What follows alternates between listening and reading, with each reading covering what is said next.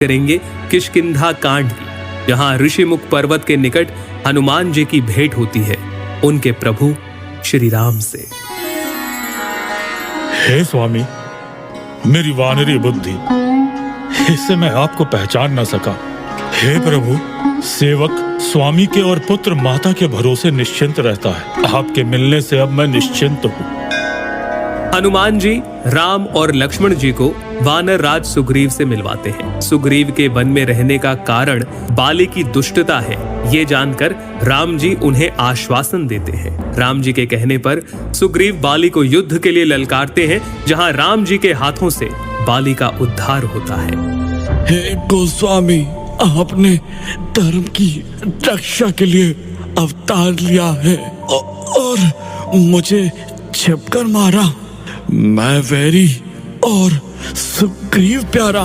हे नाथ, किस दोष से आपने मुझे मारा? हे मूर्ख, सुन। छोटे भाई की स्त्री, बहन, पुत्र की स्त्री और कन्या, ये सब समान है। इनको जो कोई बुरी दृष्टि से देखता है उसे मारने में कोई पाप नहीं। अपने पुत्र अंगद को कृपा के सागर श्री राम के चरणों में रखकर बाली शरीर छोड़ देता है। किष्किंधा का राज संभालने के बाद भी जब सुग्रीव राम जी की सहायता नहीं करता, तब लक्ष्मण जी के क्रोध से उसकी बुद्धि सही मार्ग पर आती है और वो वानरों की अलग अलग टोलियों को माता सीता की खोज के लिए भेजता है। हनुमान जी की टोली जब माता सीता को खोजते हुए समुद्र के किनारे पहुंचती है और सामने 100 योजन चौड़ा सागर देखकर जब सबका मनोबल टूटता है, तब रीछ राज जामवंत हनुमान जी को उनकी शक्तियों के बारे में याद दिलाते हैं। हे हनुमान, सुनो, तुमने ये चुप्पी क्यों साध रखी है? तुम पवन के पुत्र हो और बल में पवन के समान हो।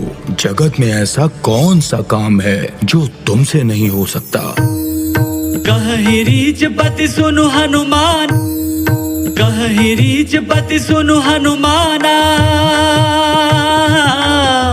कहीं रीछ पति सुनु हनुमाना, का चुप साधी रहे हो बलवाना। पवन तनय बल पवन समाना, बुद्धि विवेक विज्ञान निधाना। इसके बाद श्री राम का नाम लेकर हनुमान जी अपना आकार पर्वत के समान कर लेते हैं और इस तरह से किष्किंधा कांड संपूर्ण होता है। आगे हम जानेंगे